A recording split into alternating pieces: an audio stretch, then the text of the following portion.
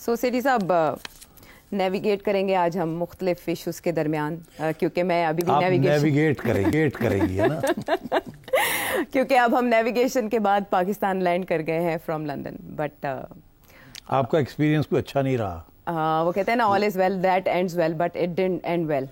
Yes I think London میں تو you were happy but on the way back بتائیے نا کیا ہوا.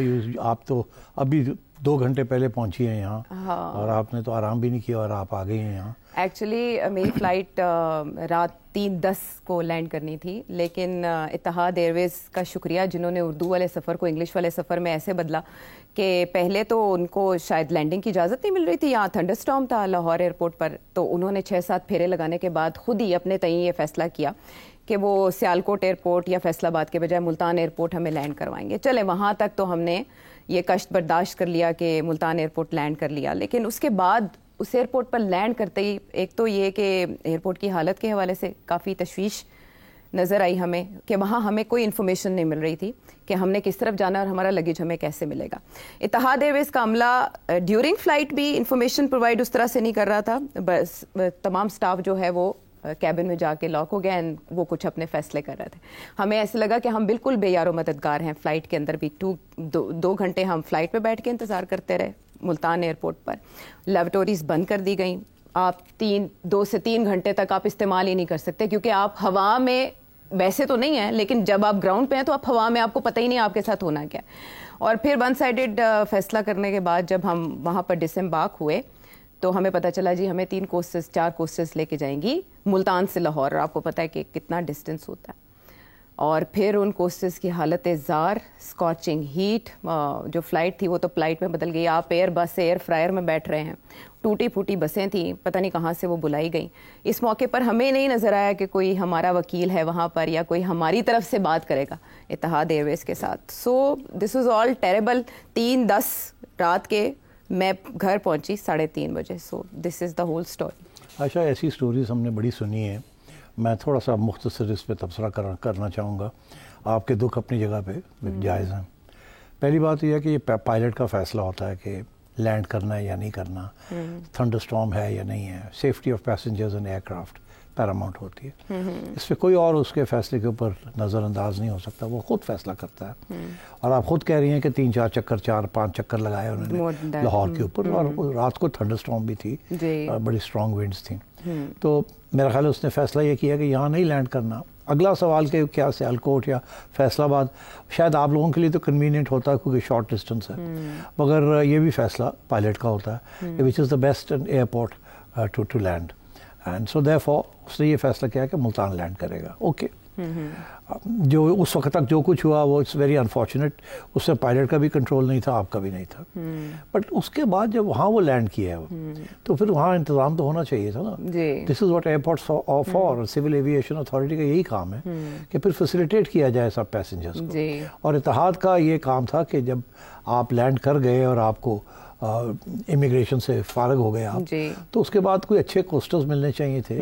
موٹر وے پہ آپ کو یہاں لانا چاہیے. نہیں، موٹر وے نہیں، جی ٹی روڈ کے تھرو آئے. وہ اسی لیے نا. اب وہ جس قسم کے کوسٹرز ان کو ملے شارٹ نوٹس کے اوپر، وہ کیا ایشو تھا، کیا بہتر مل سکتے تھے، نہیں مل سکتے تھے. تو these are all logistical issues. مجھے افسوس اس بات کا ہے کہ ہوتا ہی ہے کہ once a foreign airline passengers اتار دیتی ہے نا تو اپنی ذمہ داری فارغ ہو جاتی ہے. باقی ممالک میں بھی یہ صرف پاکستانیوں کے ساتھ نہیں، وہاں تو سول ایویشن اتھارٹیز اور ایئر لائنس پورا انتظام کرتے ہیں. ان کا ٹھیک ٹھاک عملے ہوتے ہیں اس قسم کے پرابلم کے لیے، مگر ڈیلیز وہاں بھی ہوتی ہیں. وہاں بھی ڈائیورژنز ہوتی ہیں فلائٹ کی فار ویدر پرپزز، اور وہاں بھی بڑے کمپلینٹس ہوتے ہیں. تو آئی تھنک آپ کا جو سب سے برا حصہ ہے آپ کے سفر کا یہی ہے. یہ نہیں کہ آپ کی تھنڈر اسٹارم کی وجہ سے آپ کو ملتان لے جایا گیا، مگر یہ کہ اس کے بعد کا جو سفر ہے 6 گھنٹے کا یا 5 گھنٹے کا، وہ بڑی زیادتی. جس قسم کے کوسٹرز کے اندر آپ کو یہاں لایا گیا اور کوئی اچھا اس سے بہتر انتظام نہیں کیا گیا. اور پھر یہ کہ جی ٹی روڈ سے لایا گیا، وہ اسی لیے لائے گئے ہوں گے کہ وہاں ٹولز نہیں دینے ہیں، اور وہ جو موٹر وے اس پہ ٹولز دینے پڑے ہیں. تو یہ جو جس نے بھی وہاں نیگوشیٹ کیا ریٹس، تو اس پہ یہ بھی طے کرنا چاہیے تھا نا کہ پیسنجرز کی کمفرٹ از ویری امپورٹنٹ. تو میں سمجھتا ہوں it's very unfortunate.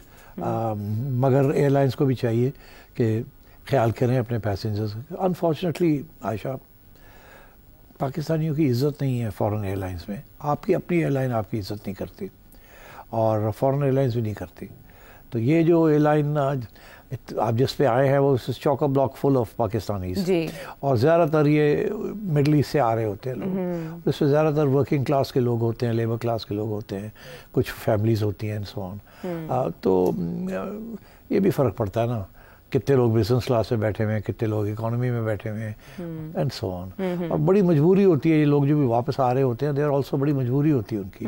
They have to fly 1 or 2 airlines. اب تو زیادہ ایئر لائنس پاکستان آتی نہیں ہیں, میرا خیال ہے 3-4 آتی ہیں اب. اس سے پہلے زیادہ آتی تھی, وہ بھی نہیں آتی, اور ڈیسٹینیشنز بھی کم ہو گئے ہیں. اب لنڈن لاہور فلائٹ ہی کوئی نہیں ہے. لنڈن اسلام آباد فلائٹ ہے 3 times a week, وہ بھی شاید اگلے, میں نے سنا کہ اکتوبر میں وہ بھی شاید ختم ہو جائے. اب پی آئی کی فلائٹ جا نہیں سکتی بیکاز آف ادر ایشوز. ابھی اگست میں ڈیسیجن ہونا تھا, پینڈنگ ہے. ایئرپورٹس بھی لیز پہ نہیں دیے جائیں گے, وہ بھی پتہ نہیں کب سے ہم سن رہے ہیں کہ ایئرپورٹس کو لیز پہ دیا جائے گا. وہ سول ایویشن والے چھوڑتے نہیں ہیں نا, بیوروکریسیز اتنی اسٹرانگ ہے. ہمارے civil aviation costs are the highest amongst the highest in the world, whether it's fuel charges or maintenance or whatever it is. تو unfortunately یہ سارا پاکستان کا یہی حال ہے, جگاڑ لگے ہوئے ہیں اور nobody cares. کوئی چیک نہیں نہ کرتا. اور لیکن اتحاد ایئرویز میں یہ لگا کہ ان کا جو لوگو ہے یا ان کا جو وعدہ ہے وہ یہ کہ ہم آپ کو گیسٹ کی طرح ٹریٹ کرتے ہیں اور آپ کی ڈیسٹینیشن کو اپنے گھر کی طرح. لیکن پاکستان کے معاملے میں ہمیں ایسا نہیں لگا. انہوں نے ہمیں لاوارسوں کی طرح پھینک کے اینڈ دے فلیو بیک. حالانکہ پائلٹ کا یہ کہنا تھا کہ میں 12 گھنٹے سے پہلے فلائی نہیں کر سکتا. سو میزری اینڈ ہیلپ لیسنس, لاچاری چاہیے تھا ان کو کہ ایٹ دی ایئرپورٹ ان کو چاہیے تھا کہ ان کا عملہ جو ایئرپورٹ پہ ہوتا ہے اس کو اسٹرینتھن کرتے, اس کو بجٹ دیتے اور کہتے پیسنجرز کا صحیح خیال رکھنا ہے, کھانا پینا دینا ہے, ان کو صحیح طریقے سے کوسٹرز میں بٹھانا ہے اور لگیج.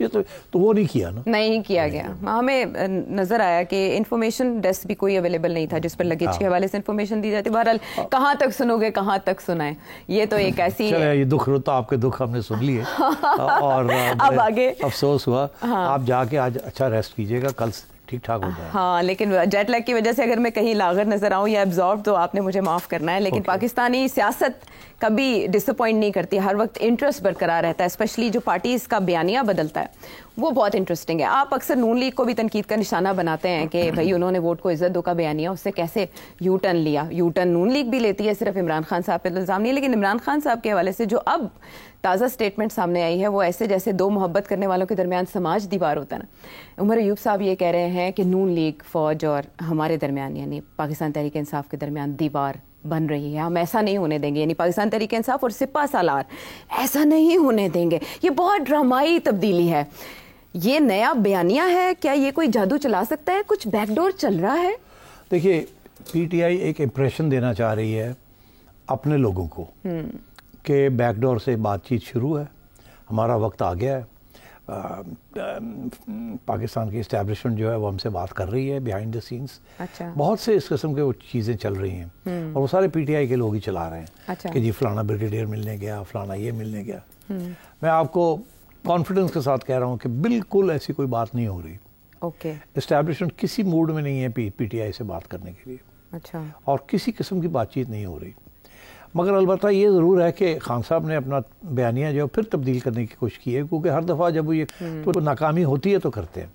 اور وہ پہلے یہی تھا نا کہ ہم تو صرف اسٹیبلشمنٹ سے بات کریں گے, ان سے نہیں بات کریں گے, ٹھیک ہے, کیونکہ یہ تو پاور ہے ہی نہیں. اب ان کو پاور بنا دیا اور یہ کہہ رہے ہیں کہ سارا پاور ان کے پاس ہے, اور یہ حکومت ہے جو شہباز شریف کی, اور یہ درار ڈالنے کی کوشش کر رہی ہے ہمارے درمیان اور اسٹیبلشمنٹ کے درمیان.